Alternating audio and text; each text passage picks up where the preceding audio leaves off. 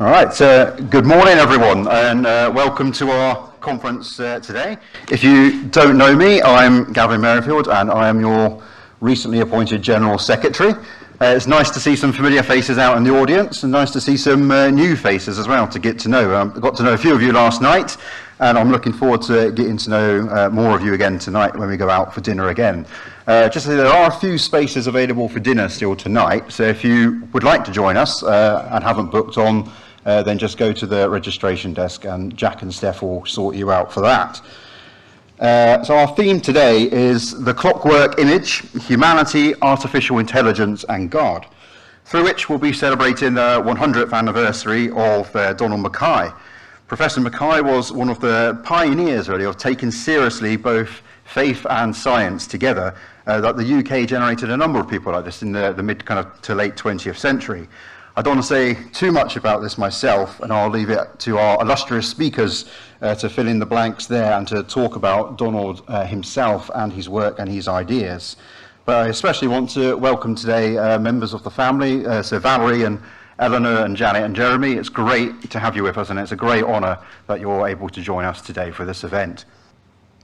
So, as we've got closer to today, I've been finding myself thinking more and more about how good legacy and how inspiring action in the present and in the future kind of go hand in hand together.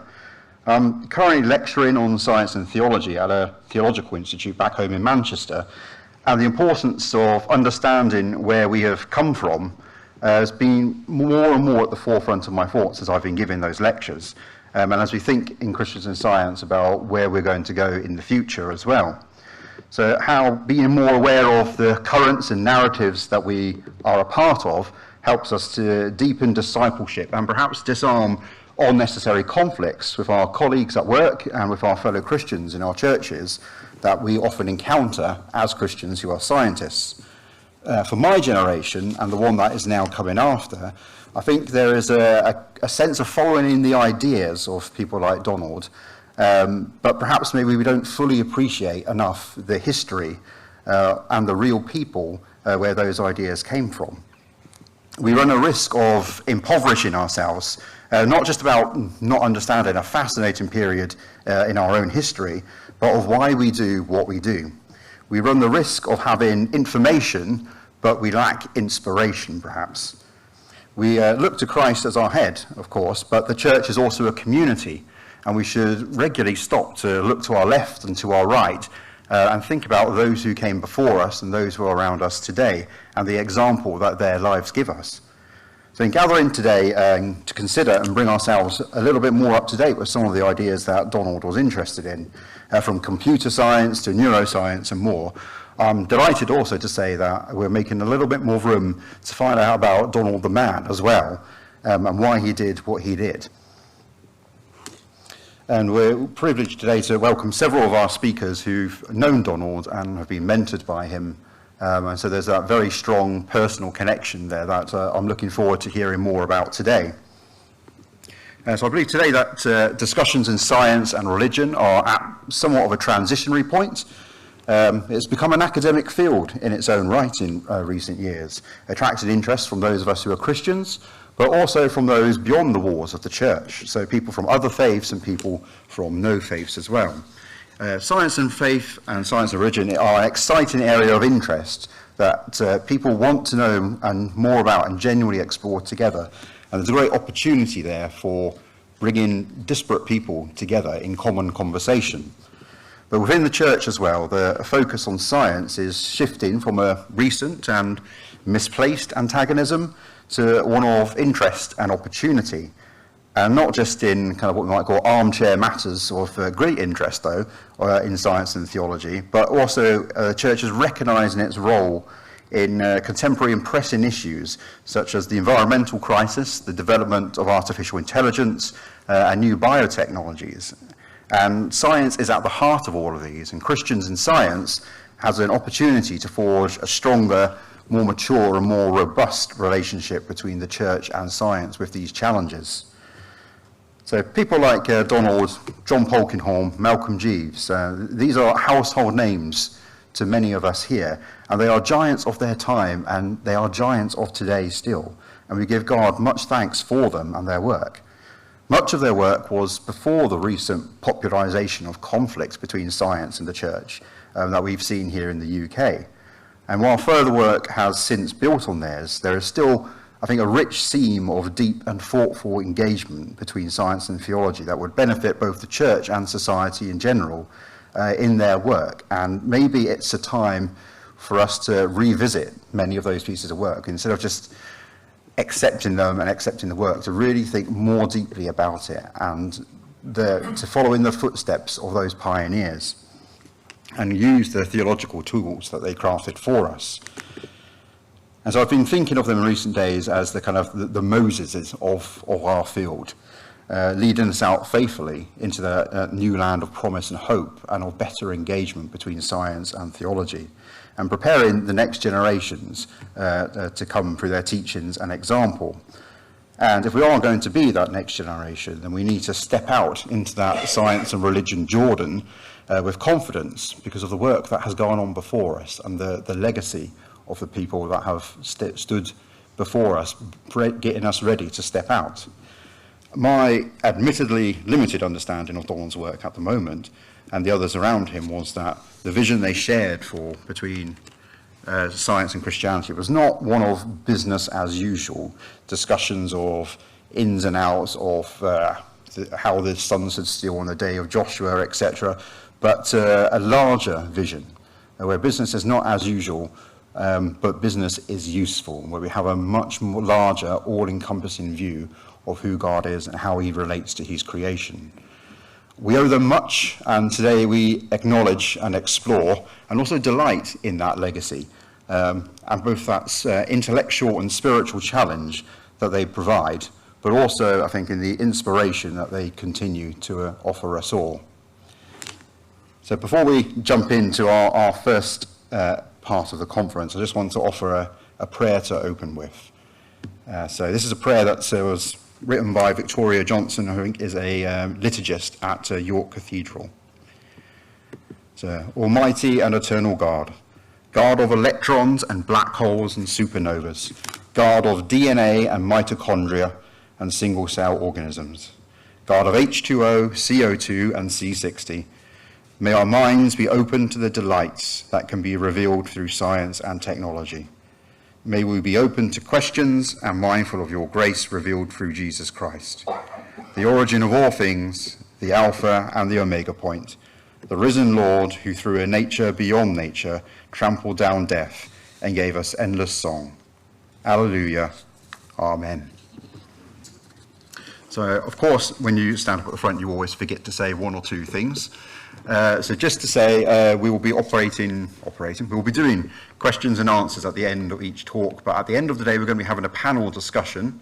If you have questions for that panel discussion, there's paper available at the registration desk, and ask that you write your questions down as they occur to you throughout the day, just to give us a chance to sort through them all before that panel discussion. If you're online, then you can leave questions in the chat at the end of talks and for the panel discussions, and Matt, our tech guy, will relay them over to us live. So moving on to the first main part of our conference.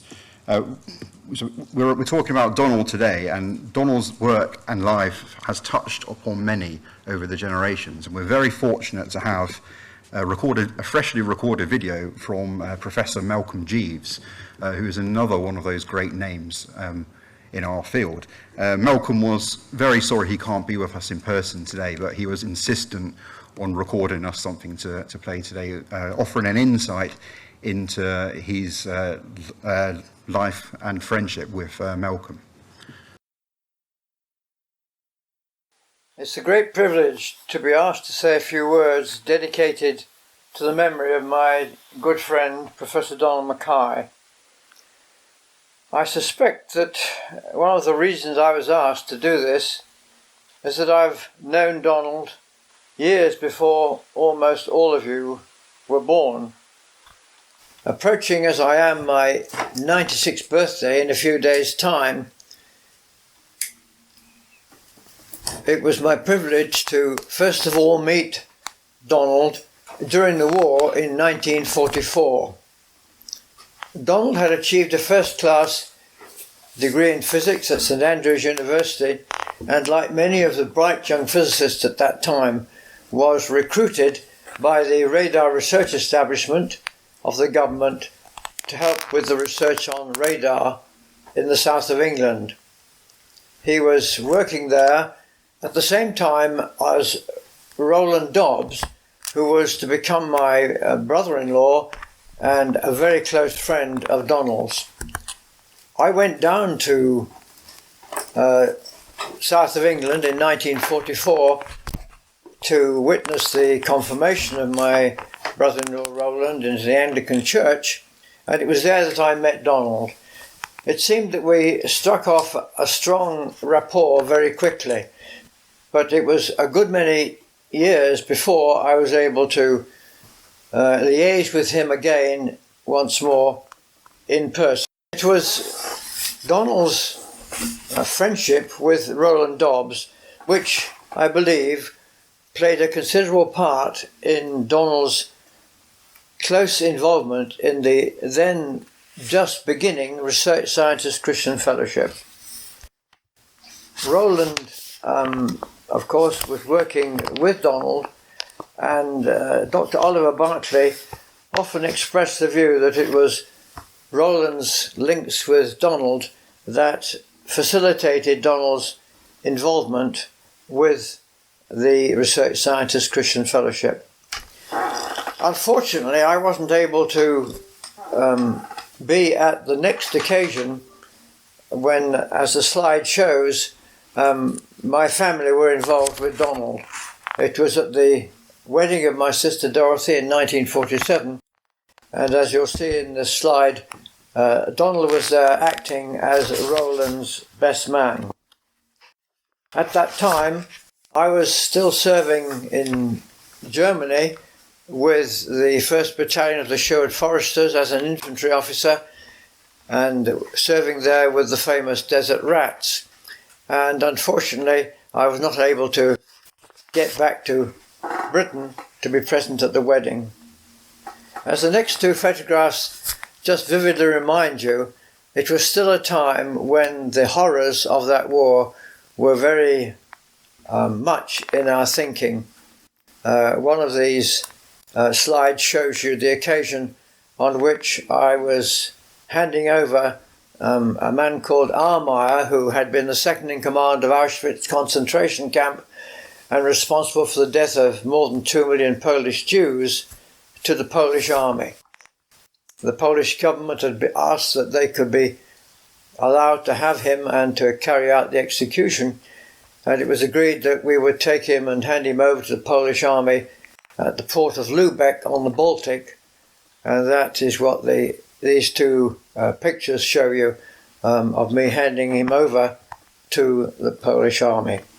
Anyway, that's a slight detour to remind you of the changing times. Fast forward now a few years, and the next photograph shows Donald once again performing the role of a best man, but this time at my own wedding in 1955. It was at the end of the war that Dr. Oliver Barclay initiated the Research Scientist Christian Fellowship.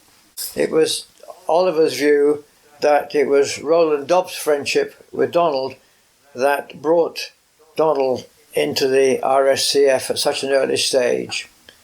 Roland was still doing a PhD at University College, and Donald at King's College London. In the early 1950s, the BBC became aware of the considerable gifts that Donald had in communicating complex ideas to a general audience, and they asked Donald to arrange for a series of 5 broadcasts on science and Christian faith to go out into the overseas service of the BBC. To arrange these, it was organised that a group of us would meet regularly in London to plan these 5 broadcasts. There was no doubt in my thinking as a participant in that group that it was Donald's thinking which guided all our endeavours. These broadcasts subsequently published by InterVarsity under the title Where Science and Faith Meet, as the next slide shows you. The 5 contributors were James Torrance, at that time a research student at Oxford, Donald MacKay, myself, at that time a research student at Cambridge, Robert Boyd and Oliver Barclay. James Torrance later became Professor of Theology at Aberdeen University. Robert Boyd later became Professor Sir Robert Boyd, FRS, one of Britain's leading space researchers. And there's no doubt that the major influence in preparing the broadcasts was throughout the thinking of Donald MacKay. The next key occasion on which Donald's thinking was so important was in 1965, when the Research Scientists Christian Fellowship organised an international conference on science and Christian faith. Donald was a major figure in selecting the participants and in organising the conference programme and leading in our week-long discussions. It was also quite evident by this time that Donald's own thinking had been strongly influenced by Professor Hoykas, who had written an influential booklet entitled Philosophia Libera. This booklet contained thinking about science and Christian faith, which influenced many of us of that generation. Professor Hoykas was himself at the Oxford Conference, and again his influence is strongly felt throughout. It so happened that in 1965 I was back in Cambridge on a year's sabbatical leave from Australia, where I was then working, and I was asked to attempt to put together a book reporting the main themes of the Oxford meeting.